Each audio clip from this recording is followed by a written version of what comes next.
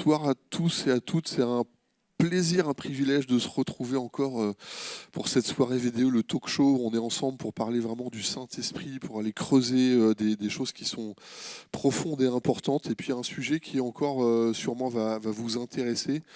On va parler Saint-Esprit, on va parler parler en langue, glossolalie, on va parler un petit peu de tous ces sujets qui sont là.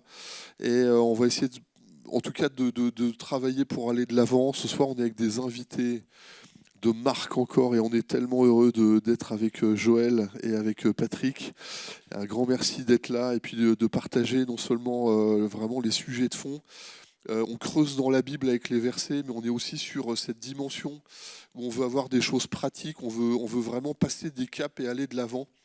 Alors on va essayer vraiment de commencer en définissant quelques mots, comme notamment qu'est-ce que c'est le Saint-Esprit, quand on parle baptême du Saint-Esprit, de qui on parle, de quoi on parle, et où est-ce que ça nous emmène.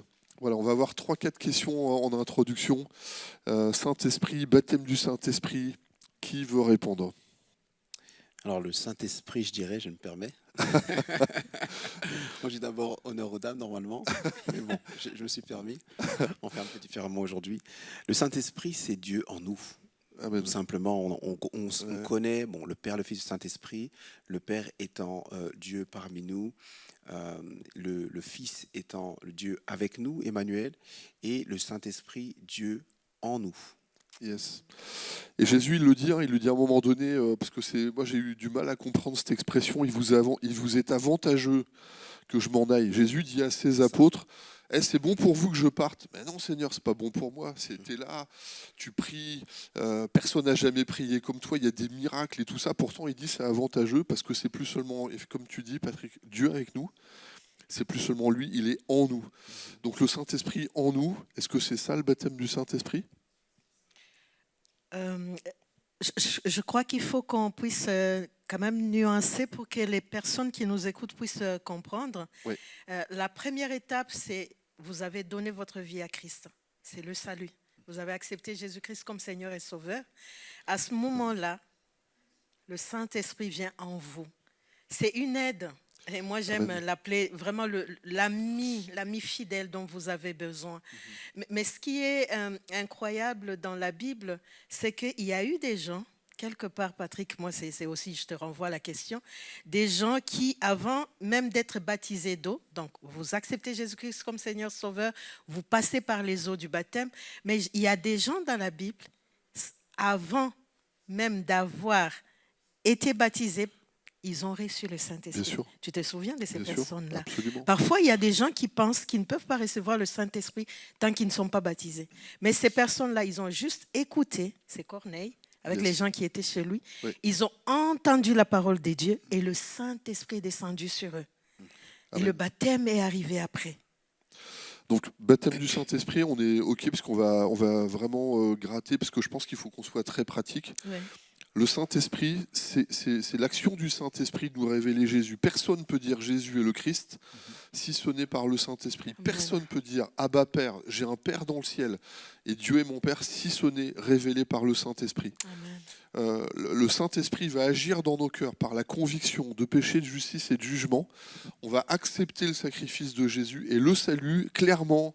C'est vraiment cette expression, le Saint-Esprit fait sa demeure en nous, il nous est donné, on est sensible au Saint-Esprit, on répond vraiment au Saint-Esprit en donnant sa vie et on devient disciple, on marche en disciple, on a vraiment cette vie spirituelle qui est démarrée dès qu'on vraiment on a ce contact, on est bien d'accord. Oui, ça. Oui. Donc très clairement les amis, quand on parle salut, quand on parle est-ce que je suis sauvé, si je peux dire Jésus c'est mon sauveur, il y a l'action du Saint-Esprit. Jésus, c'est vraiment mon sauveur.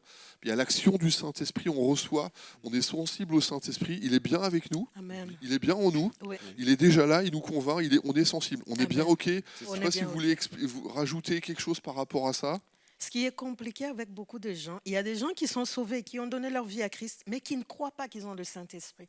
Mais ce soir, nous, on vient t'encourager. Toi qui as donné ta vie à Christ, le jour où tu l'as fait, le Saint-Esprit, c'est l'aide dont tu avais besoin. Il est venu pour t'aider. C'est un soutien dont tu as besoin. Donc, tu as le Saint-Esprit en toi. Je ne sais pas, Patrick, si tu as quelque chose à ajouter. Et comme l'a dit tout à l'heure Patrick, donc l'autre Patrick, comme l'a dit Patrick, comment être convaincu du péché si ce n'est l'action du Saint-Esprit en nous. Donc réellement, la preuve même qu'on est attiré vers Dieu, qu'on reconnaît nos fautes, qu'on reconnaît nos péchés, notre péché, c'est l'action même du Saint-Esprit à l'intérieur de nous qui nous permet de le réaliser. Absolument. Alors, il y a plusieurs expressions. La Bible, elle dit, hein, l'homme, en fait, on ne peut recevoir les choses de Dieu que parce que c'est spirituellement qu'on en juge. C'est ça.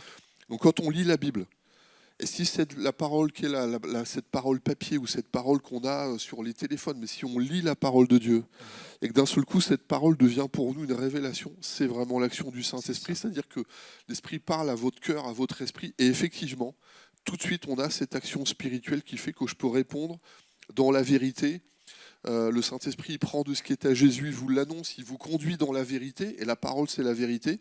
Alors il va nous conduire dans cette parole, il va nous dire cette parole que tu viens de recevoir, que tu lis, c'est vraiment la pensée de Dieu pour toi aujourd'hui, c'est vraiment la vérité. J'aime beaucoup cet aspect de révélation dont tu parles, parce que c'est vraiment ça. Il y a comme un voile en fait qui est sur nos yeux, dans notre entendement, notre compréhension. Ouais. Et à partir du moment où le Saint-Esprit vient nous éclairer sur quelque chose, une dimension qui nous était cachée auparavant, c'est à ce moment-là que nos yeux s'ouvrent. Exactement. Et là, effectivement, il y a une révélation. J'aime beaucoup ce mot-là qui est employé, une révélation. Et ça, c'est bien évidemment l'action du Saint-Esprit. Amen.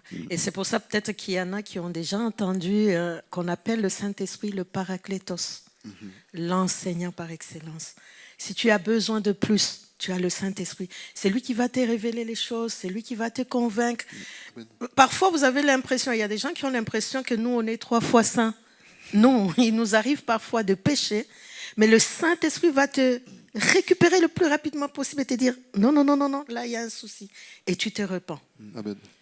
Amen, amen. Alors pour nos amis, on sait qu'on a un panel qui nous écoutait, on est ensemble, on a des pentecôtistes, on a des évangéliques libres, on a des protestants, il y a des gens catholiques, on est tous ensemble et on fouille dans la parole de Dieu. Alors je vais vous prendre un verset, c'est Acte 2, verset 4, qui dit ceci. Aussitôt, alors on est acte 2, on est sur ce grand chapitre de la Pentecôte.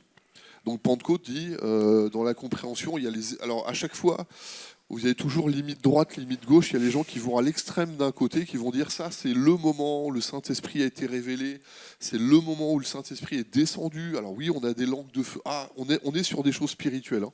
Et voilà ce qu'il est dit. Aussitôt, ils furent tous remplis du Saint-Esprit. Donc il y a vraiment une expression. On dit baptême du Saint-Esprit, rempli du Saint-Esprit. Il y en a d'autres qu'on va regarder.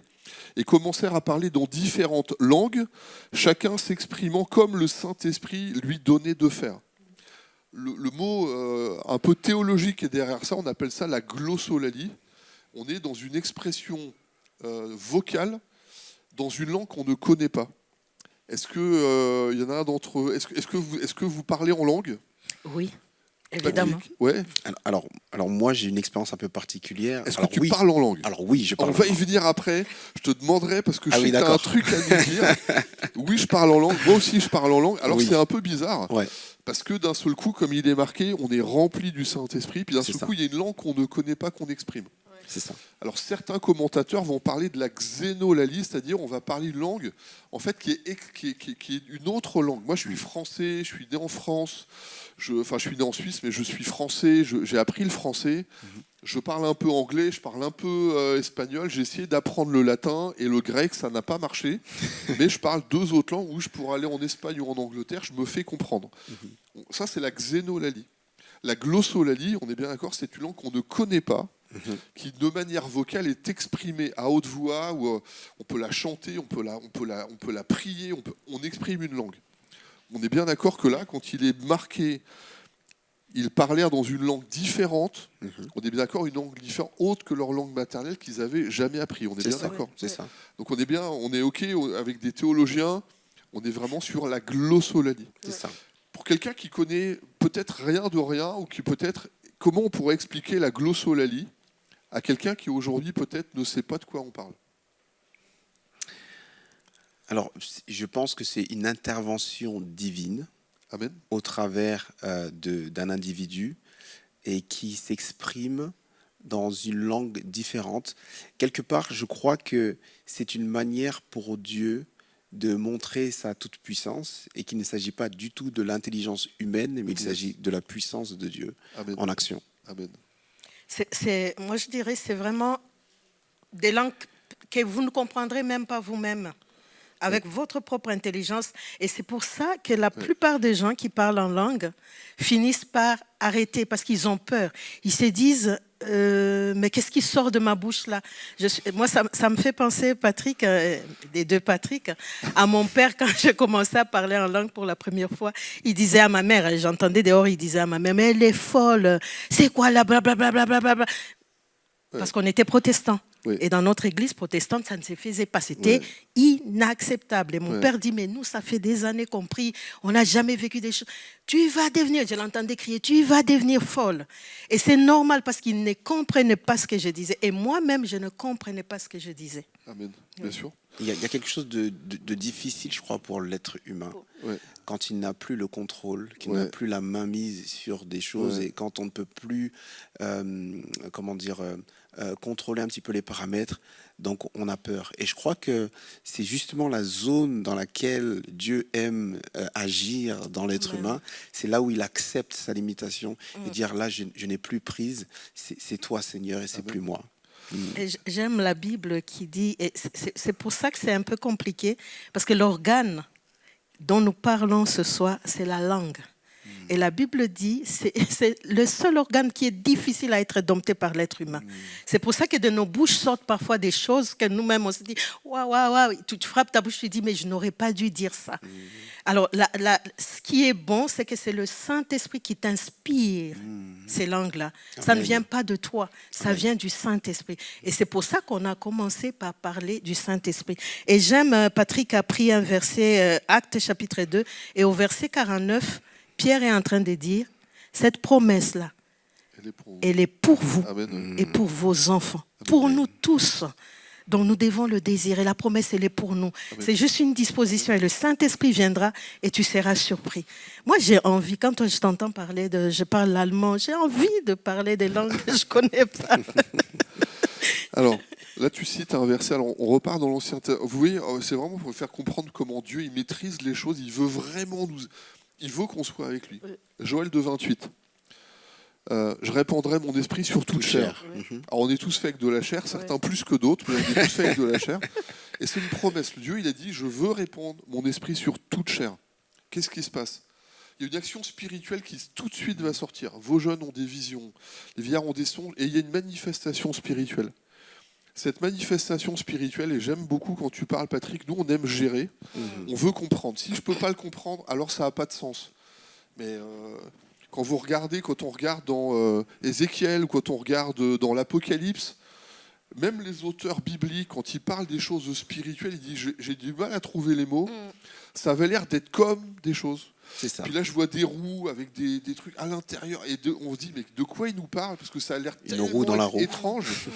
Et c'est compliqué. Ouais. Il y a des choses spirituelles. Comment mettre des mots humains sur des choses spirituelles? Donc, première étape, je crois qu'il y a vraiment cette action. On lui dit, je veux te donner. C'est compliqué. Il faut qu'on nous guide. Moi, j'ai été guidé. Philippe avec l'ONU qui dit tu comprends ce que tu lis? Ben non, s'il n'y a pas quelqu'un qui me dit je ne peux pas le comprendre. Commençant par les Écritures, il parle de ce qui est de Jésus, il va le développer. Là pour le Saint-Esprit c'est un peu pareil. Quand il y a un moment donné on ne sait rien de rien, comment ça se manifeste? Je vais commencer à parler une langue que j'ai jamais apprise. C'est un peu bizarre quand même. Moi je comprends qu'on dit c'est fou. Même pour nous c'est fou. C'est fou jusqu'à temps qu'on comprenne que Dieu dit c'est une promesse. C'est une promesse pour ta vie. Je vais répandre mon esprit sur toute chair. Et d'un seul coup, il y a une action spirituelle qui est là. Et qu'est-ce qui se passe? Dieu est en moi. C'est pas seulement il est avec vous. Je vais partir, j'envoie le Saint-Esprit. Il est en vous. Et d'un seul coup, comment je sais qu'il est là? Et je peux commencer à parler en langue.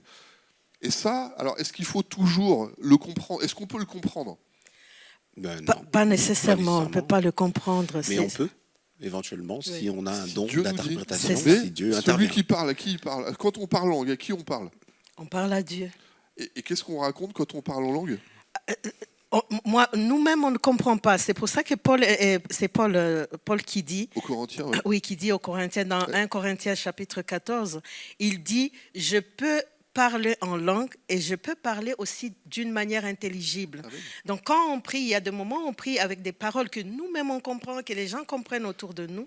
Mais quand on bascule dans le parler en langue, c'est des choses que moi-même je ne comprends pas. C'est comme si je suis déconnectée de mon cerveau. C'est mon esprit maintenant qui est en relation avec le Saint-Esprit.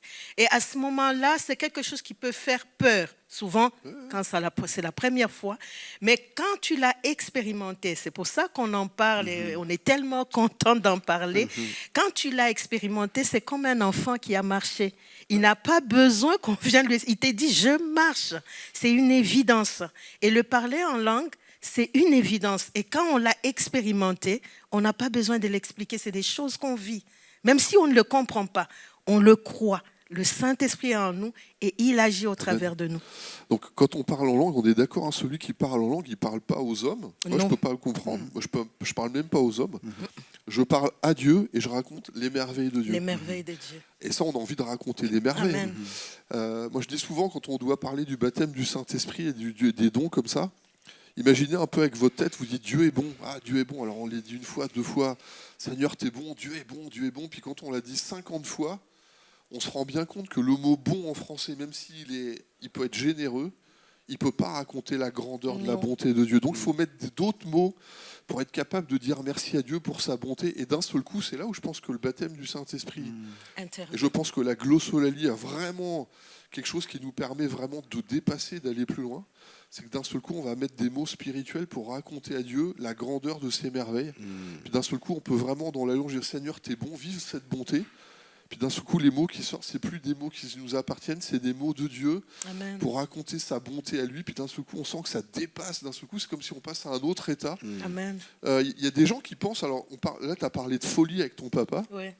Il y a des gens qui me disent un peu, des fois, les pentecôtistes, quand vous êtes comme ça, c'est un peu, on est un peu en transe, vous êtes un peu en état un peu extatique là. Est-ce que quand on parle langue, on est vraiment maître de nous-mêmes? On n'est pas maître. Et moi je vais, avant de passer la parole à Patrick, rappelons-nous dans Actes chapitre 2, imaginons ce qui s'est passé avec les disciples. Ouais. Parce qu'eux-mêmes, ils ont été surpris. Oui. La Bible dit il y a eu un vent impétueux, c'est-à-dire une puissante, il y a la puissance, il y a la vitesse. Yes. Et tout d'un coup, ils commencent à pas. Jésus, quand il leur dit, je vous enverrai le Saint-Esprit, il ne leur a pas dit, quand il viendra, il y aura des langues. Ah, non. Et tout d'un coup, il y a Pierre, les gens là-bas, ils se regardent, ils se disent, et ils sortent dehors, les gens disent, ils sont ivres. Parce que c'est pas normal, on ne comprend pas. Ils sont nombreux et en train de parler des langues qu'eux-mêmes ne comprennent pas. Donc c'est vraiment, moi je veux nous encourager quelqu'un ce soir à désirer. C'est pour ça qu'on est là, vraiment à désirer, à aspirer. Ça va te faire peur pour la première fois parce que tu ne comprendras rien. Ne cherche pas à comprendre. Laisse couler. Parle. Tu n'as pas besoin de comprendre. Mais à la fin, tu vas vivre ce que Patrick était en train de dire parce que tu parles à Dieu, ton esprit parle à Dieu. Et il lui raconte pas simplement des merveilles. Les autres versions disent des mystères. Ce sont des codes, moi j'appelle ça des codes. C'est comme des codes entre Dieu et toi. Même le diable ne peut pas les décoder. Patrick. Amen. Et le fait que ces disciples sont en train de raconter dans d'autres langues les merveilles de Dieu, c'est intéressant de voir qu'on n'informe pas Dieu de qui il est, de ce qu'il est et de ce qu'il est capable de faire. Donc en fait, réellement, on dit à Dieu des choses qu'il sait déjà de lui-même. Mais ce qui est intéressant, c'est qu'il nous permet de nous exprimer dans un langage qui va être compris par certains. Amen.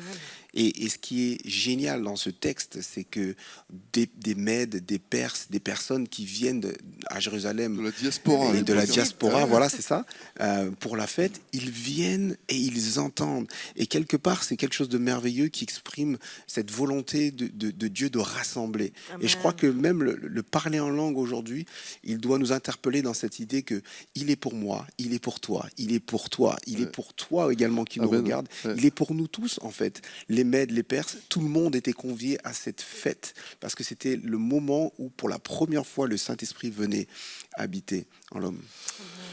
Dans ce passage, on est dans Acte 2, vraiment un passage qui est absolument dingue parce que il y a 120 disciples qui ont vécu des choses très fortes il y a vraiment pas longtemps. On est 50 jours après la crucifixion de Jésus. Il y a 50 jours en arrière, ils ont vécu vraiment l'ascenseur émotionnel. Ils savaient que Jésus était le Messie qui devait venir. Ils le voient crucifié. Donc ils ont un shoot dans leur cœur de peine. 3 jours après, il est ressuscité. Jésus, il a la victoire à la croix, puis il y a l'expression de la victoire, il y a une espèce de fête. La résurrection, Jésus sort vraiment, revient, et dans la vie, il est vivant au milieu des disciples, et il va se révéler aux femmes, aux disciples, à 500 personnes en même temps que ça, et il leur donne restez à Jérusalem. Là, il y a 120 personnes qui ont vécu à un moment donné des choses, ils ont entendu les messages, ils ont suivi les enseignements, ils ont vu Jésus, ils ont vu la résurrection, ils ont été sur des choses vraiment extraordinaires, et ils vivent une nouvelle expérience qui vraiment les déroute, des langues de feu qui descendent. Et moi, ce que je trouve absolument dingue dans ce passage, c'est de voir que là, il y a deux populations. Il y a des gens qui, d'un seul coup, parce que c'est unanime, hein, ils disent tous de manière unanime, ils sont ensemble, ils expriment leur amour, ils expriment leur joie, ils expriment leur foi, ils ont des révélations. Et clairement, moi, dans ce que je lis là, quand je vois ce texte-là, ça me donne l'impression à ce moment-là, ils sont unanimes pour rendre témoignage de Jésus. La preuve, c'est que Pierre se lève, il peut rendre témoignage à tous les autres qui ne savent pas ce qui se passe. Et ce que je trouve absolument incroyable, et je pense que quand on parle de ce baptême du Saint-Esprit, c'est ce qui t'arrive.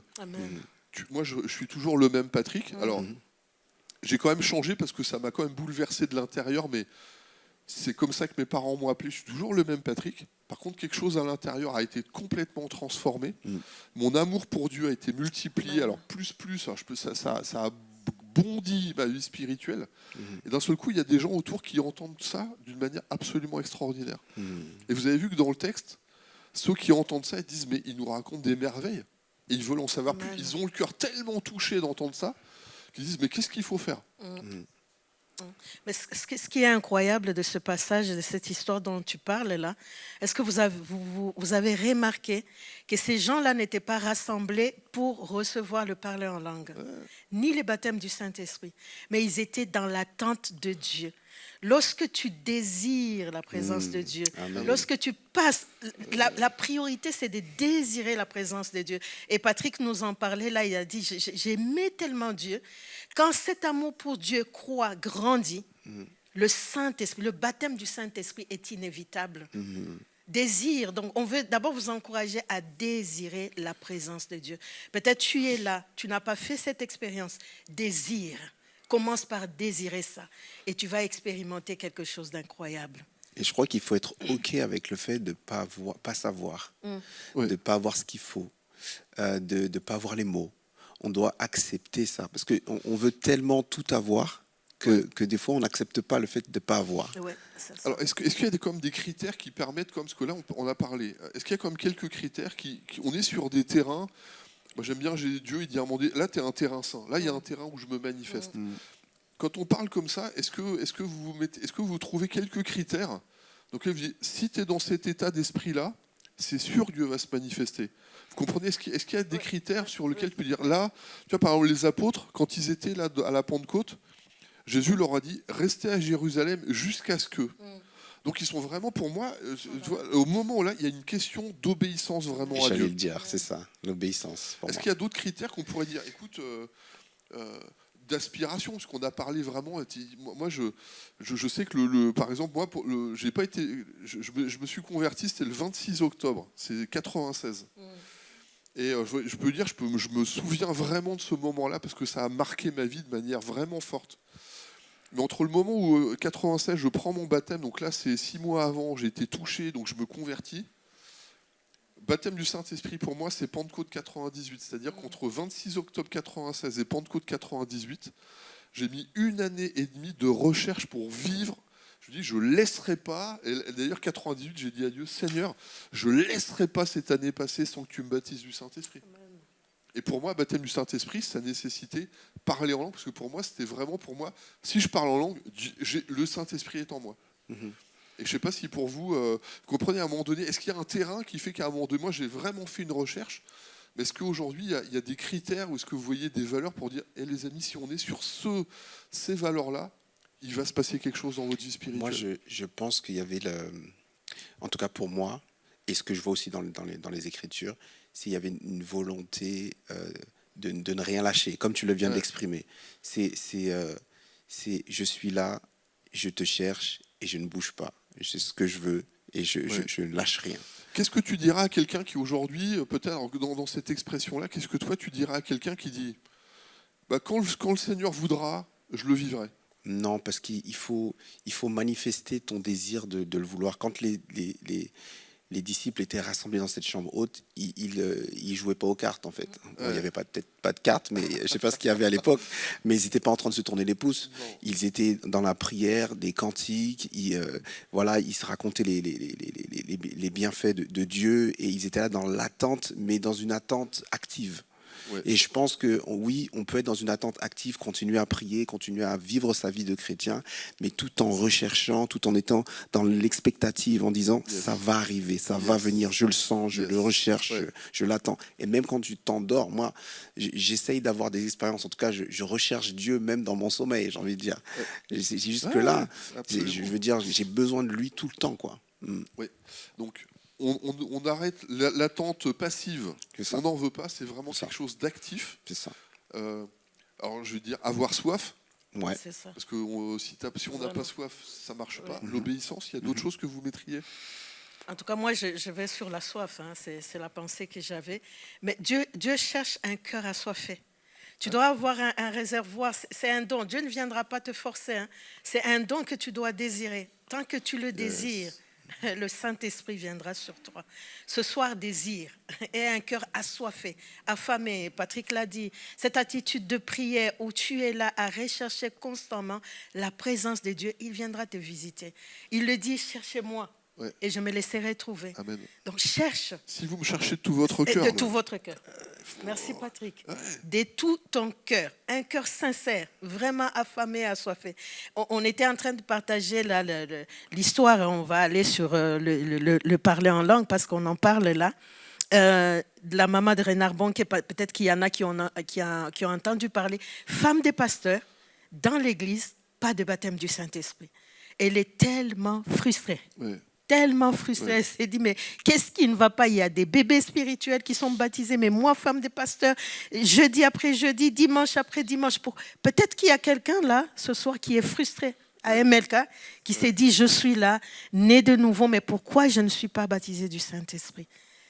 Mais Dieu peut venir te rencontrer.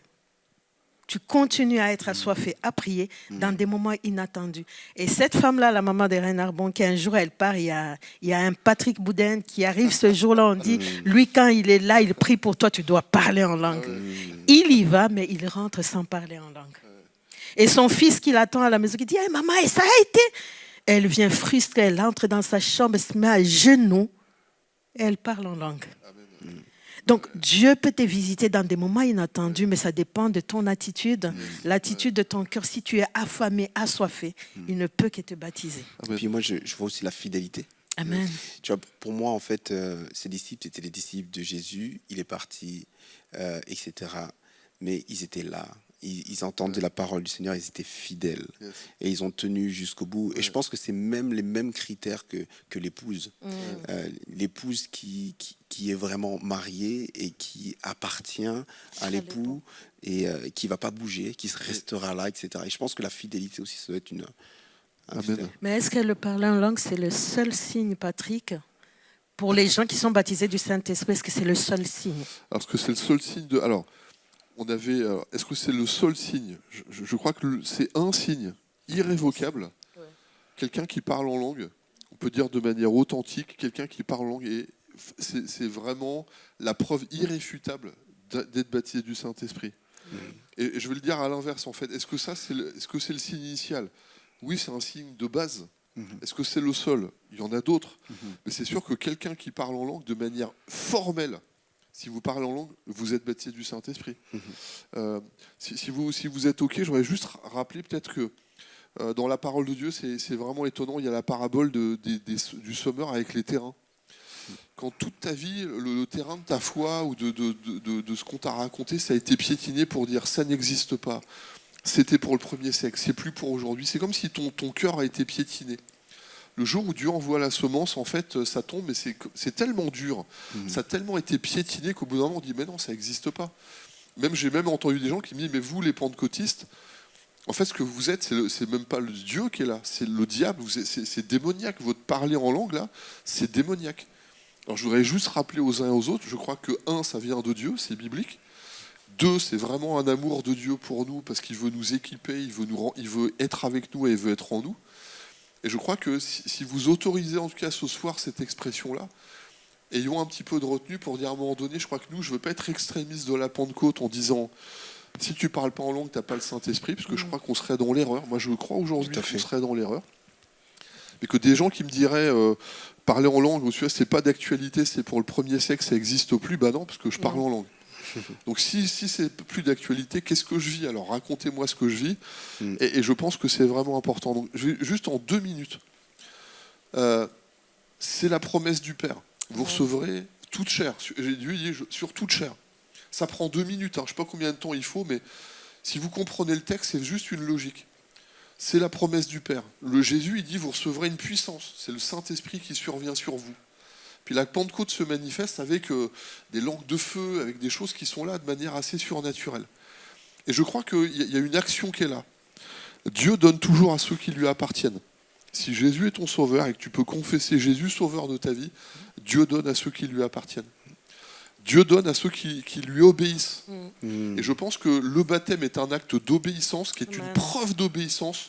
C'est un acte de bonne conscience, mais on dit à tout le monde, on veut obéir à Jésus parce qu'on ne se fait pas baptiser pour faire plaisir aux autres.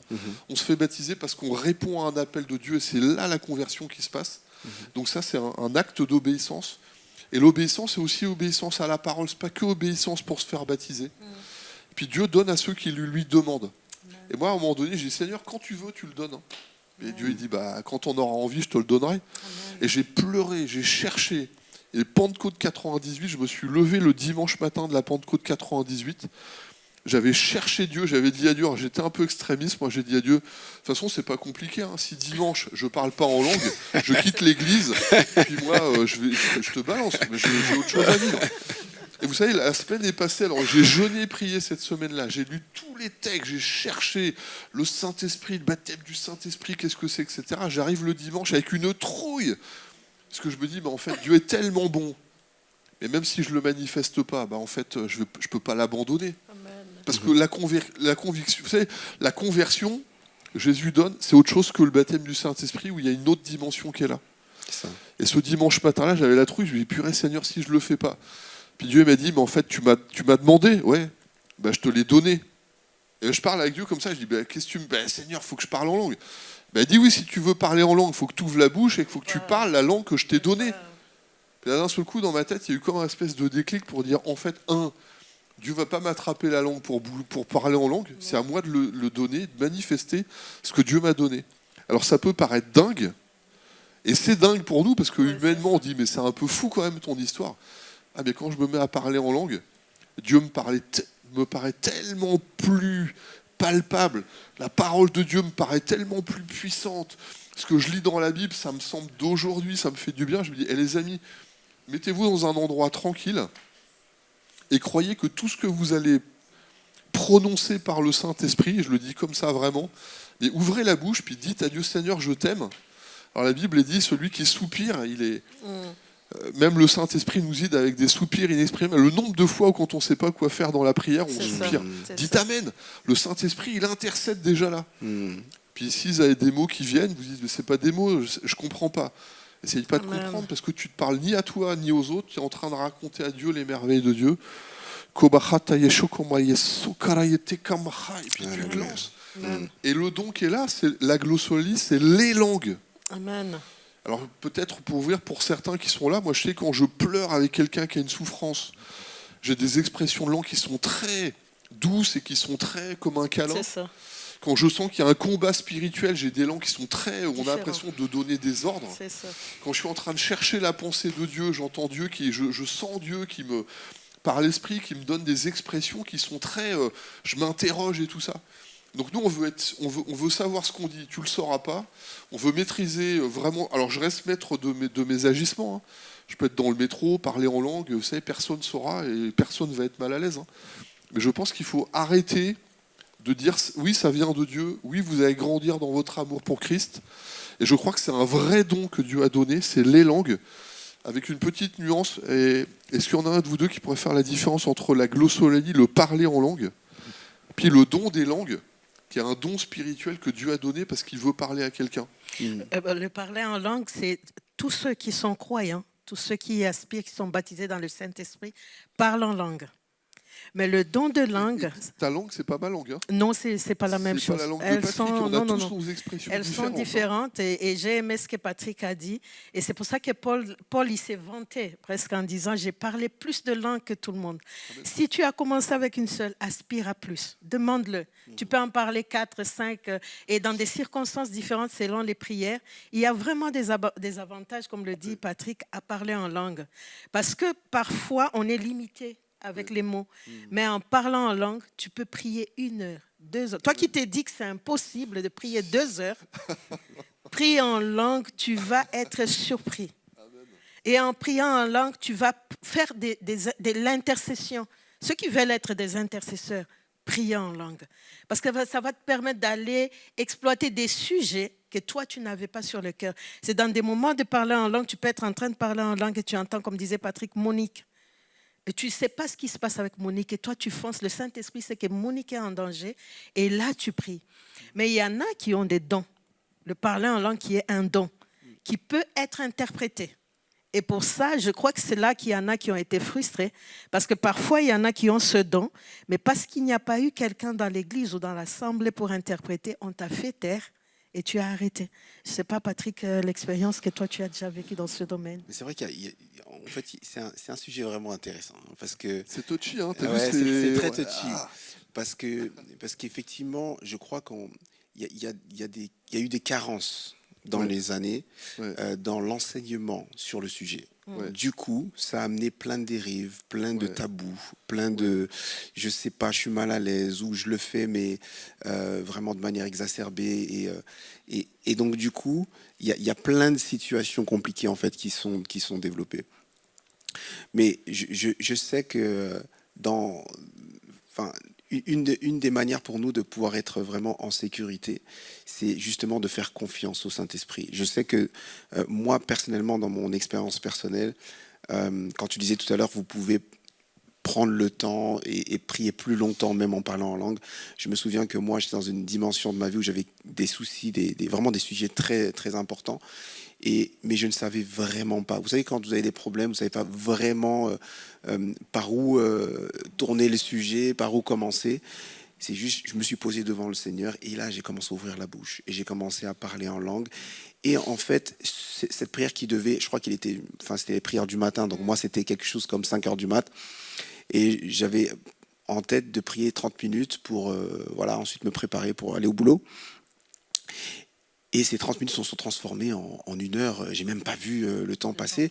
Parce que, en fait, comme tu le disais, il y avait des différentes phases. Il y avait une phase où c'est comme si je sentais que Dieu me purifiait dans le moment. Et puis après, une phase où j'identifiais la situation. Et ensuite, on venait traiter le sujet. Mais c'était comme si je comprenais ce qui se passait sans comprendre les mots qui étaient employés. Vous voyez ce que je veux dire? Donc c'est vraiment une expérience que je n'oublierai jamais. Mais dans ce que tu viens de dire, je crois que au niveau du don et du parler en langue, les différentes langues en fait que le Seigneur nous donne, c'est vraiment par moment et par situation, il y a un parler en fait différent qui vient s'activer. Et le don, on pourrait ajouter un peu, le don du parler en langue, c'est pour l'édification de l'Église. Oui. Le parler en langue, c'est pour soi-même. On s'édifie soi-même, on parle à Dieu, on raconte les mystères de Dieu. Mais ceux qui ont le don des langues, c'est pour l'édification de l'Église. Et Dieu, lorsqu'il donne le don du parler en langue, il donne nécessairement l'interprétation de langue. La Bible est claire sur ça. Alors, c'est pour ça que beaucoup, un grand nombre est frustré. Moi, j'ai donné l'exemple à Patrick en disant, il y a des sœurs qui me parlent, qui parlent en langue dans leurs rêves. Mais quand ils se réveillent, elles ne parlent pas. Elles sont tellement frustrées. Mais pour ces personnes-là, c'est comme disait Patrick, c'est des gens qui ont rencontré des frustrations dans les églises, là où ils étaient, ou dans leur jeunesse, où on leur a dit « tais-toi ». Où on a dit à quelqu'un d'autre, tais-toi. Et ils se sont dit, je ne parlerai jamais en langue. Il faut que cette personne-là prenne encore la décision de dire, Seigneur, je me repens pour avoir dit ça. Je désire. Et tu verras que ça va débloquer. On a fait l'expérience. Ce qu'on est en train de raconter, c'est parce qu'on l'a vécu. Et la personne a eu le déblocage et a commencé à parler en langue. Ouais, merci beaucoup, Joël. Vraiment, je veux vraiment insister peut-être pour vous aider. Quand vous savez, dans ce qu'on vous dit, la Bible, c'est la référence absolue. Ça doit être celle qui vous nourrit. C'est pas ce que pense Patrick qui est important. Ce qui est important, c'est ce que dit la Bible. Amen. Si la Bible dit c'est exact, croyez vraiment que c'est exact. Si Dieu a dit c'est vrai, il n'y a pas un homme qui peut s'opposer à ça. Par contre, à un moment donné, on fait des nuances, et puis on exprime, et puis à un moment donné, on va interpréter. Puis après, il y a des gens qui ont un certain mystère, qui vont donner des interprétations. Puis après, on les prend comme parole d'évangile, comme on dit ça devient la référence. La référence, c'est la parole de Dieu, les amis. Donc si la Bible dit c'est exact, vivez-le, et donnez l'occasion à Dieu de le vivre vraiment. Si dans votre entourage, vous avez vraiment des gens qui disent « mais non, ça c'est n'importe quoi », il y a quand même 700 millions de pentecôtistes dans le monde aujourd'hui qui parlent en langue. La plupart sont vraiment des gens qui ont une expression, même des fois, ils ont vraiment une expression assez vocale et même assez ouverte. Acceptez quand même qu'à un moment donné, il y a une dimension dans laquelle on puisse aller, qui est vraiment une belle dimension. Dans la parabole des terrains, c'est ce terrain qui a été tellement piétiné, il n'y a rien qui produit. Puis quand on est sur le bon terrain, où la terre a été retournée, qu'il y a cette foi, il y a cette obéissance, il y a un terrain de Dieu qui est un terrain saint, j'aurais du mal à imaginer Dieu qui nous aime, nous donner quelque chose qui n'est pas bon pour nous si vraiment c'était vraiment pas bon. La Bible dit, si vous, méchants comme vous êtes, en étant des pères, vous savez donner de bonnes choses à vos enfants, à combien plus forte raison le Père vous donnera quoi? Et il a parlé quoi? Le signe qu'il a donné, c'est « je vous enverrai le Saint-Esprit ». Et puis on est là pour dire « bah non, en fait, le Saint-Esprit, j'en ai pas besoin » ou « non, ça c'est pour les autres » ou alors « non, les pentecôtistes font n'importe quoi ». Je le dis vraiment, je veux qu'on arrive à se rassembler, à ni juger ni l'un ni l'autre. Je ne veux pas être ni extrémiste d'un côté ni de l'autre. Il y a une telle réalité aujourd'hui de ce qu'on vit. On a vraiment besoin d'avoir les pensées de Dieu. Et oui, on est sensible au Saint-Esprit. La conversion, notre vie spirituelle, elle se construit. Mais à un moment donné, il y a comme quelque chose qui est... Je vais te plonger, et je vais mettre quelque chose en toi qui est tellement fort. C'est ce don du Saint-Esprit qui est là. Je ne suis pas sûr qu'on ait gratté suffisamment entre... on est OK, la glossolalie, signe qui est vraiment une évidence. Vraiment. Quand on parle en langue, il y a vraiment baptisé du Saint-Esprit. Et après, on a les textes, dont 1 Corinthiens 12, et là, l'apôtre Paul va décrire, alors, pour vous dire un petit peu les choses, on est dans le livre des Actes, nous, on a la Bible en entier, alors nous, en fait, on fait une marche arrière. Mais quand les apôtres vivent la Pentecôte, ils n'ont rien. Ils n'ont aucun écrit. Ils ont d'abord l'expérience. Et après, dans cette expérience, l'apôtre Paul a fixé quelque part, non pas les règles, mais a fixé la logique qui est derrière ça. Et il va écrire les épîtres, notamment l'épître de Corinthiens 12, 13, 14. Ouais. Dans Corinthiens 12, il y a un don spirituel, c'est-à-dire il y a une manifestation qui s'appelle le don des langues. Ce don qui est là, c'est un don vocal qui doit être interprété par quelqu'un. Et ce don qui est là, la Bible dit que c'est un signe pour un non-croyant, quelqu'un qui ne connaît pas Dieu, pour dire mais qu'est-ce qui se passe? Il y a quelqu'un qui donne une langue, je ne comprends pas. L'autre, il l'interprète dans ma langue à moi. Amen. Et la Bible dit très clairement que dans ces manifestations d'inspiration, le don des langues et l'interprétation sont équivalentes à la prophétie. Donc on est vraiment sur quelque chose où Dieu a quelque chose à te dire et il veut parler et il veut nous parler. Amen. Alors je vais faire l'avocat pour être très transparent, je vais faire un peu l'avocat de ce qu'on me dit. Je dis oui mais Patrick, si ce don-là, il faut l'interpréter, quand je raconte les merveilles de Dieu, pourquoi on ne l'interprète pas alors? Est-ce que ce n'est pas une invitation aussi là tu parles dans le parler personnel. Exactement. Avec Dieu. Alors moi, plusieurs qui n'étaient pas baptisés du Saint-Esprit m'ont dit ouais, si là j'entends que Dieu est en train de parler et qu'il faut une interprétation, quand toi tu parles dans ta langue perso, pourquoi est-ce qu'on n'interprète pas ce que tu dis? Parce qu'en plus ça, tu racontes les merveilles de Dieu, ça doit sûrement être intéressant. Non mais on interprète, tu sais, il y a des traducteurs, il y a même des sous-titres. Hein. Certains sont trop. Ça, c'est pour les langues, nos propres langues que nous comprenons. Mais pour le parler en langue, et c'est pour ça que Paul dit aspirer aux dons les meilleurs. Et moi, je crois que dans l'Église aujourd'hui, lorsqu'il y a le don du parler en langue, l'Église doit demander. C'est un don de Dieu. Oui. On doit prier pour que Dieu donne Amen. Les différents dons. Dons de prophétie, Amen. Le parler en langue, oui. Révélation. On a besoin. Parole de sagesse, parole de connaissance. Prions, désirons ces choses-là. On en a besoin. Et nous, à MLK, on permet qu'il y ait des endroits où on peut vivre ces expériences-là. Pas simplement de parler en langue, de chanter en langue. On peut chanter en langue. Les gens n'imaginent pas. Et c'est tellement magnifique. Hein. Ça peut t'amener plus loin si tu veux vraiment grandir. Parce qu'il y a une nouvelle dimension à laquelle on aspire. Le parler en langue est utile. Et il y a ces endroits-là, que ce soit vide l'esprit, de moments d'intercession, venons et expérimentons. On a besoin, c'est comme un organe dans le corps humain. Si tu ne l'utilises pas, il va s'atrophier.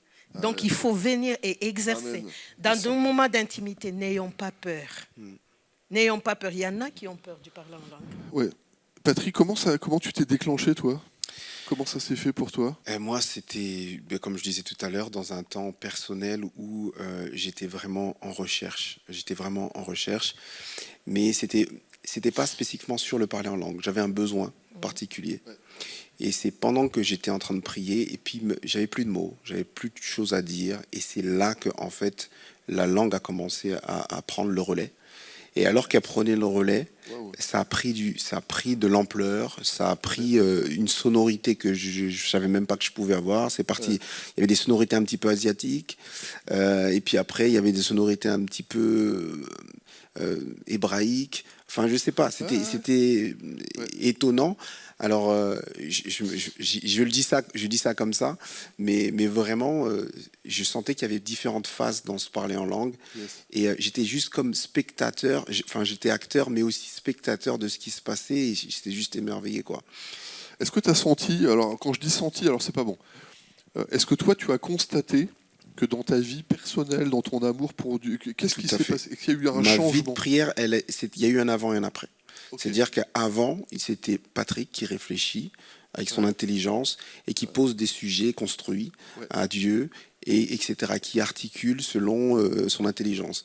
Mais après cette expérience-là, j'ai compris que toute mon intelligence n'était pas à la hauteur de l'intercession du Saint-Esprit, et ça a tout changé. Ça veut dire que j'étais plus dans l'idée de ma prière va faire la différence.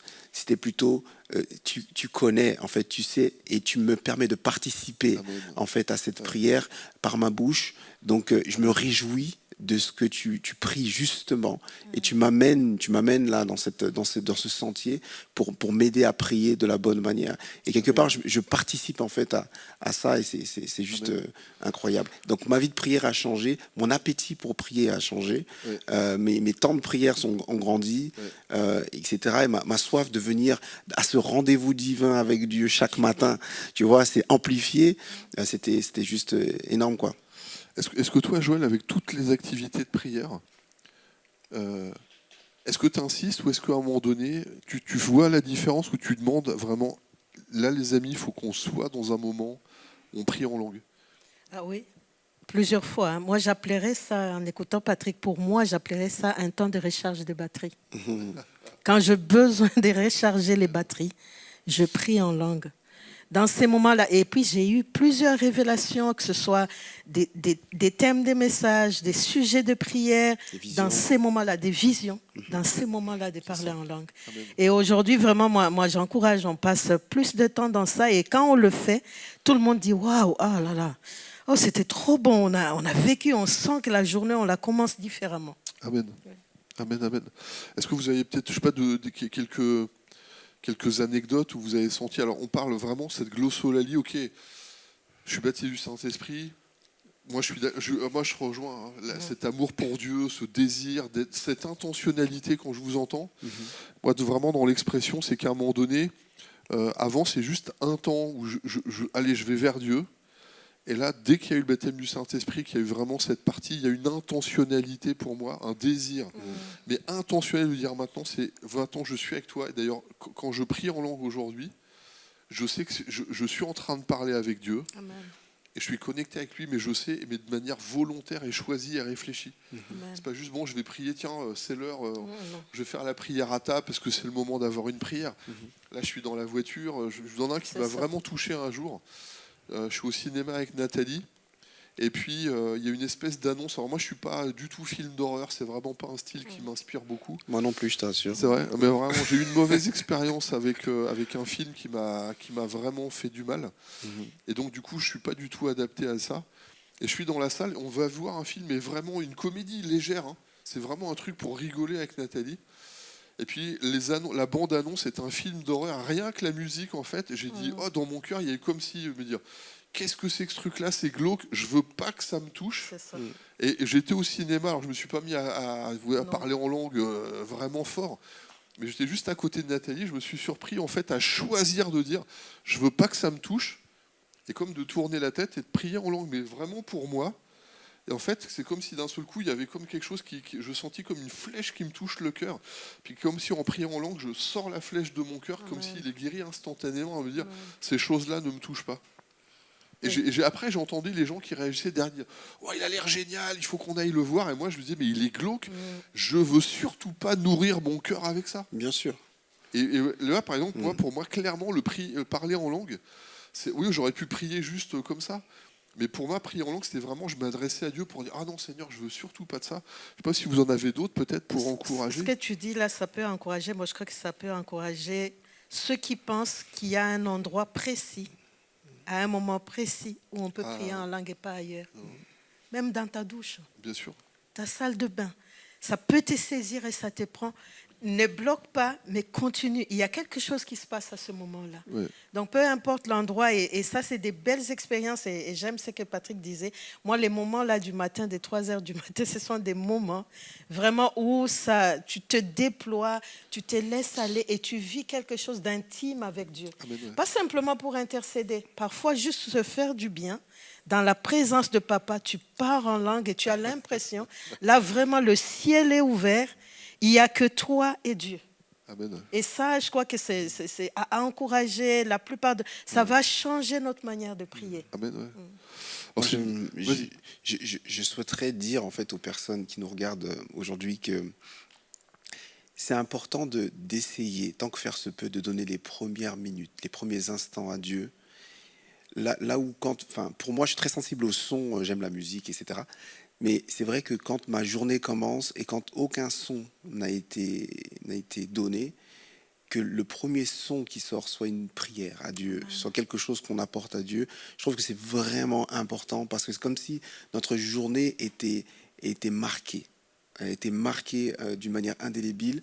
Et pour moi, commencer, et je reviens dessus, comme toi, commencer sa journée, quelle que soit l'heure. Alors moi, précisément, si j'ai dit 5 heures du mat, c'est parce que je sais qu'à 5 heures du mat, mes enfants ne sont pas réveillés. Ils dorment encore, ma femme également. Et c'est mon moment avec Dieu où le silence... Voilà. Et j'ai vraiment un temps de qualité avec le Seigneur. Et je sais que, Seigneur, c'est toi et moi. Rien ne va me sortir de ce moment. C'est un tête-à-tête maintenant entre moi et toi. Et j'incite, en tout cas, j'invite tout le monde à vivre cette expérience-là avant que tu regardes ton téléphone et tu commences à scroller les réseaux sociaux, avant que tu écoutes un message, tu mets la télé.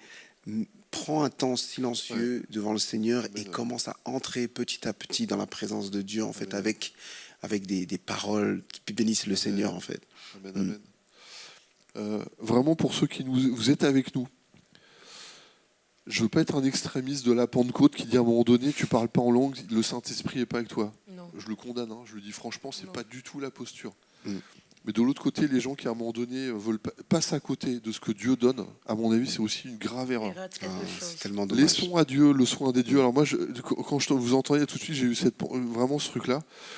Quand on veut parler avec un Anglais, on parle anglais. C'est ça. Quand on veut parler avec un Espagnol, on parle Espagnol. Mais quand on veut parler avec Dieu, c'est quoi la langue? Il y a la langue du cœur, de l'amour. Je crois que ça, c'est vraiment une langue qui nous permet de parler avec Dieu. Mais le langage de Dieu, c'est vraiment l'Esprit qui est en nous, qui nous permet vraiment de parler la langue de Dieu. Et essayez vraiment ça, parce que moi j'ai trouvé, en entendant, je trouve qu'à un moment donné, on laisse pas à Dieu le soin d'être Dieu suffisamment pour dire, écoute, pardon de le dire comme ça, mais il n'y a qu'une seule, il y a qu'une seule mer sur tout le globe. Hein. Tous les océans sont reliés, ils sont tous connectés les uns aux autres. Si vous prenez une goutte de l'océan, quel que soit l'océan, est-ce que vous croyez que cette goutte qui est là est capable en fait de retranscrire la grandeur, l'océan Indien, l'Antarctique, l'Atlantique, les tempêtes, les temps calmes, les eaux absolument profondes avec... Et nous, en fait, avec 20 cm3, parce que notre cerveau fait 20 cm3, on a la prétention de comprendre le Dieu qui dit « l'univers ne peut pas contenir ma gloire ». Ayons cette humilité pour dire devant Dieu « Seigneur, avec ça, je ne peux pas comprendre tout ça.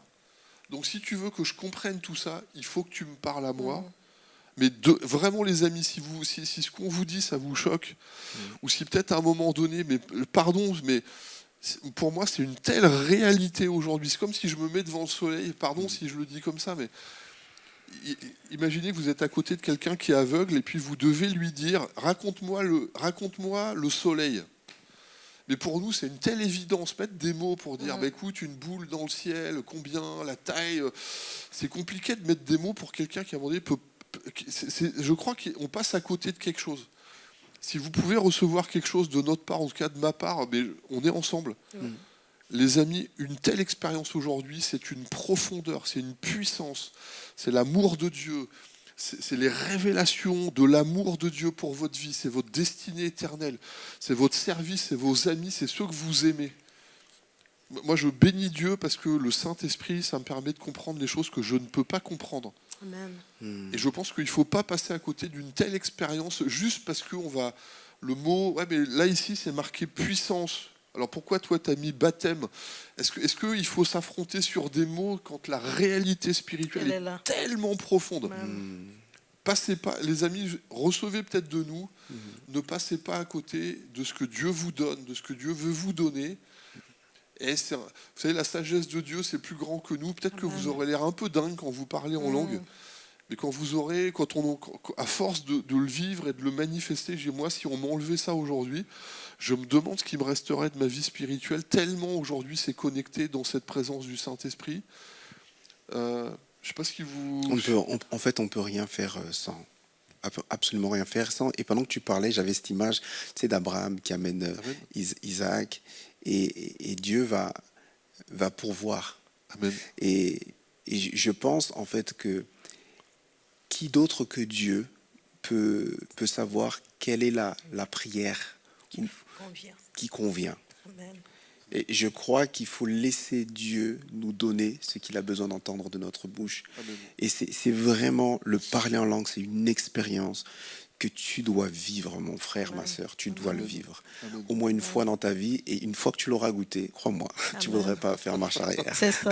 Plutôt que de se priver, goûte. Comme le dit Patrick. C'est un restaurant, on t'invite. Ne passe pas à côté. Goûte au moins. Goûte au moins, il y a des belles choses avec le Saint-Esprit. Amen. Si tu veux une dimension de puissance dans tes prières, dans ton ministère, dans ta vie, le Saint-Esprit. Et le parler en langue, c'est encore plus. Et surtout, moi, je vais encourager quelqu'un qui veut avoir des temps de secret où tu ne veux pas que tes sujets de prière soient entendus par n'importe qui. Prie en langue.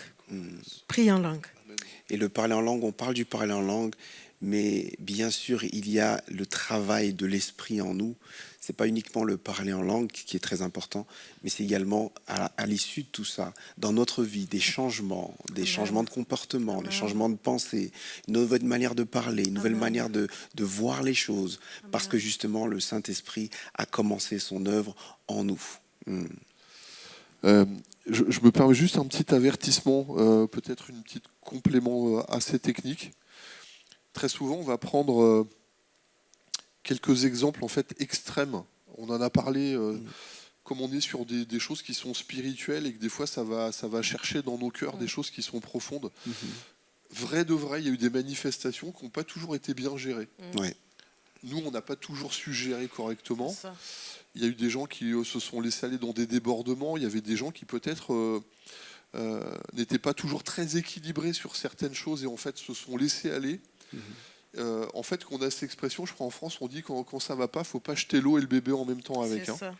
Donc si l'eau est sale, on enlève l'eau, mais on ne jette pas le bébé. Donc jetez pas tout.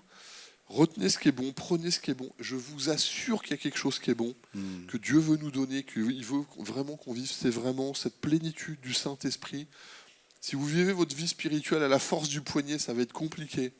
Si on la lit dans une association, une collaboration complète et parfaite avec Dieu, on est un, on est tellement plongé, on est baptisé, on est un avec l'Esprit qui vit en nous et Dieu il vit en nous.